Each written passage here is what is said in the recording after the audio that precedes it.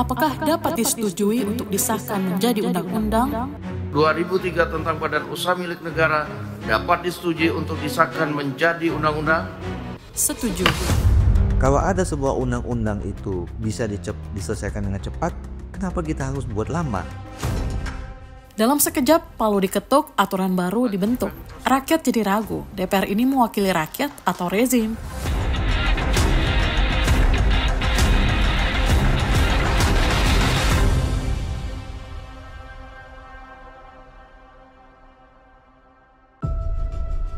Beberapa waktu lalu di bulan yang sama DPR tiba-tiba mengesahkan 2 undang-undang yang dianggap kontroversial karena proses pembuatannya kilat. Undang-undang BUMN disahkan pada rapat paripurna DPR Selasa 4 Februari.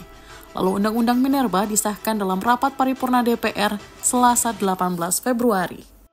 Tibalah saatnya kami minta persetujuan fraksi-fraksi terhadap rancangan undang-undang tentang perubahan ketiga atas Undang-Undang Nomor 19 Tahun 2003 tentang Badan Usaha Milik Negara. Apakah dapat disetujui untuk disahkan menjadi undang-undang? DPR RI resmi sahkan RUU Perubahan Ketiga atas Undang-Undang Nomor 19 Tahun 2003 tentang BUMN menjadi undang-undang.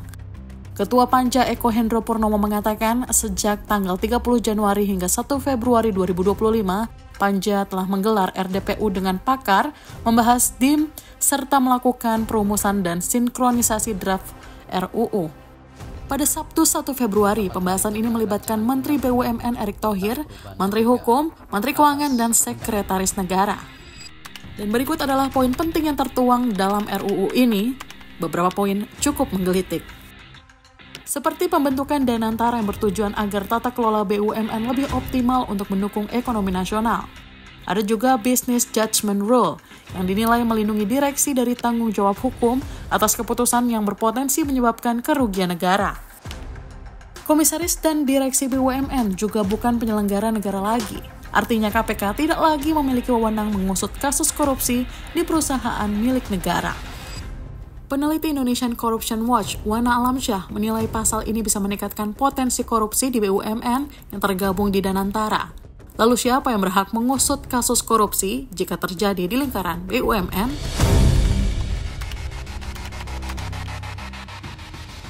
Tibalah saatnya kami meminta persetujuan fraksi-fraksi terhadap rancangan undang-undang tentang perubahan keempat atas Undang-Undang Nomor 4 Tahun 2009 tentang pertambangan mineral dan batu bara. Apakah dapat disetujui untuk disahkan menjadi undang-undang? DPR RI resmi mengesahkan RUU Perubahan keempat atas Undang-Undang Nomor 4 Tahun 2009 tentang pertambangan minerba menjadi undang-undang. Pembahasan intensif pun berlangsung tertutup pada 12 hingga 15 Februari 2025 dan pada 17 Februari RUU disempurnakan dilanjutkan ke pembahasan tingkat 2 sebelum akhirnya disahkan keesokan harinya. Berikut adalah poin-poin penting dalam revisi Undang-Undang Minerba. Sama seperti Undang-Undang BUMN, sejumlah poin dalam Undang-Undang Minerba juga tak kalah menggelitik. Di antaranya ormas boleh kelola lahan tambang dalam skala besar. Sementara itu perguruan tinggi gagal dapat izin, tapi tetap dapat kucuran dana riset hasil keuntungan pengelola tambang. Ketua Pengurus Yayasan Lembaga Bantuan Hukum Indonesia, Muhammad Isnur menilai, poin ini membuat perguruan tinggi seolah didorong memberikan kontribusi untuk optimalisasi profit bisnis tambang. Pendudukan kampus dikhawatirkan bisa membungkam sikap kritis akademisi, sekaligus membuat kampus semakin tunduk pada mekanisme pasar. DPR RI telah menetapkan program legislasi nasional atau prolegnas, termasuk diantaranya 41 RUU prioritas tahun 2025. Berdasarkan data, RUU BUMN maupun RUU Minerba bahkan tidak termasuk dalam daftar RUU prioritas tahun 2025, dan tiba-tiba sah. Di sisi lain, beberapa RUU dalam proses pengesahannya justru mangkrak bertahun-tahun. RUU Perlindungan Pekerja Rumah Tangga atau PPRT pertama kali masuk daftar program legislasi nasional prioritas pada tahun 2005 hingga 2009. Kemudian RUU Masyarakat Hukum Adat telah masuk prolegnas prioritas sejak 2012. Dan yang sering didesak publik untuk segera disahkan adalah RUU Perampasan Aset yang sudah masuk daftar prolegnas prioritas sejak tahun 2023. Hal ini seolah menggiring opini publik bahwa DPR terkesan seperti wakil pemerintah daripada legislator atau wakil rakyat. Wakil Ketua Badan Legislasi atau Balik DPR Ahmad Doli Kurnia menegaskan bahwa setiap rancangan undang-undang sudah melalui proses panjang dan kajian mendalam. Saya ingin luruskan, sebenarnya kita juga nggak boleh menilai sebuah undang-undang itu dari waktu, ya, dari waktu berapa lama selesainya, cepat atau lambat gitu. Karena di dalam ketentuan undang-undang nggak diatur tuh misalnya sebuah undang-undang harus diselesaikan minimal 3 bulan, nggak ada gitu. Bahkan kalau saya sebenarnya kalau ada sebuah undang-undang itu bisa diselesaikan dengan cepat, kenapa kita harus buat lama gitu? Itu prinsip saya. Nah yang penting adalah apakah dia memenuhi ya syarat material, syarat prosedur gitu ya. Itu dulu.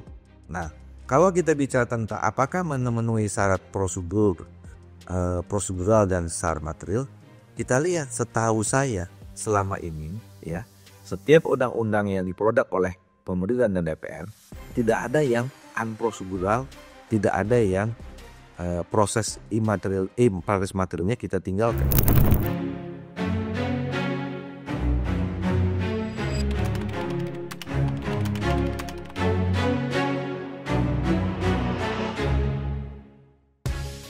Agak berat kalau logika berpikirnya anggota dewan adalah untuk kepentingan korporasi, untuk kepentingan investasi gitu. Itu agak berat gitu. Sungguh pun begitu ya kita tidak menyerah.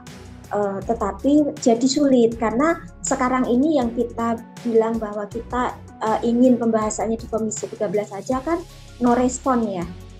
Jadinya kan kemungkinan kita akan ya sudah oke, kembali di balik, tidak apa-apa, tetapi segera bikin panja untuk pembahasan dan pengesahan gitu kan.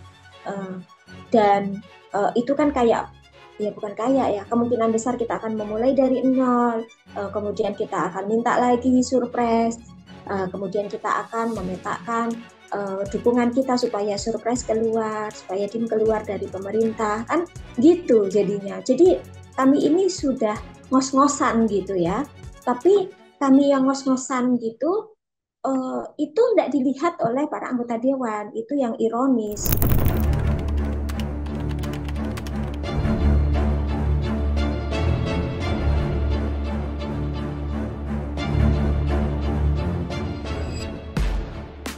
Tahun 2024 saja itu Aman mencatat itu ada 121 kasus. Bahkan di dalam di 2024 aja itu ada peningkatannya bahkan lebih dari 100% gitu ya.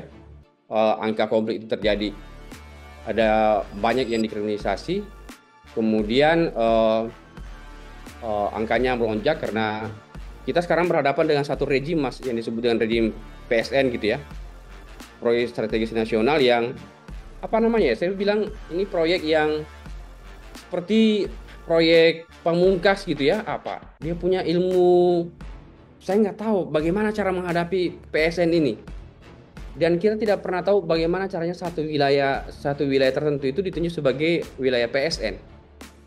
Karena begitu dia masuk dalam satu wilayah tertentu, misalnya wilayah masalah itu masuk dalam wilayah PSN itu tidak bisa diapa-apain. Jalan aja, RT RW saja dihajar gitu, nggak peduli dia.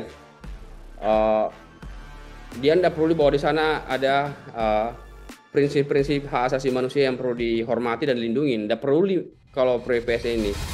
Saat ini DPR didominasi oleh koalisi besar pemerintah dengan komposisi mayoritas. Mudah saja bagi pemerintah untuk mengesahkan berbagai RUU yang dianggap strategis. Terlebih dalam beberapa kesempatan, Wakil Ketua DPR Sufmi Dasko kerap hadir, bahkan menjadi sosok pertama yang mengumumkan keputusan DPR terkait pembahasan RUU, termasuk RUU Pilkada dan RUU BUMN.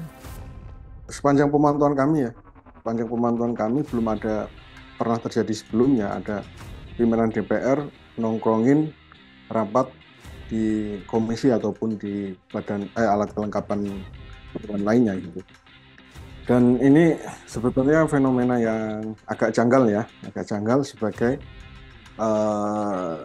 ketua itu kan dia punya tugas tersendiri. Memang ada beberapa bidang yang dibawahi oleh ketua itu sendiri. Dan ketua juga dia bagian dari, dia juga harus masuk salah satu komisi di DPR gitu ya. Nah itu memang secara ketentuan seperti itu. Tapi kalau sampai dia nongkrongi gitu ya, artinya kan memang ada agenda yang harus dipantau ya, pantau langsung dikawal gitu ya. Apalagi kita tahu bahwa salah satu wakil ketua DPR kita saat ini adalah orang yang menjadi kepercayaannya dari Pak Presiden Prabowo gitu ya. Nah, secara prosedur tidak melanggar, tapi secara etika saya kira itu tidak patut. Menurut kami tidak patut, karena semua anggota DPR itu pada posisinya setara gitu. Selain RUU BUMN dan Minerba, RUU TNI maupun RUU Polri tak luput dari sorotan. RUU ini juga tak masuk daftar prolegnas prioritas tahun 2025. Tapi pada 13 Februari lalu, Presiden Prabowo Subianto telah mengirim surat kepada pimpinan DPR terkait pembahasan revisi Undang-Undang TNI. Setelah menerima surpres, RUU TNI akan segera dibahas di Komisi 1 sebelum nantinya disahkan melalui paripurna.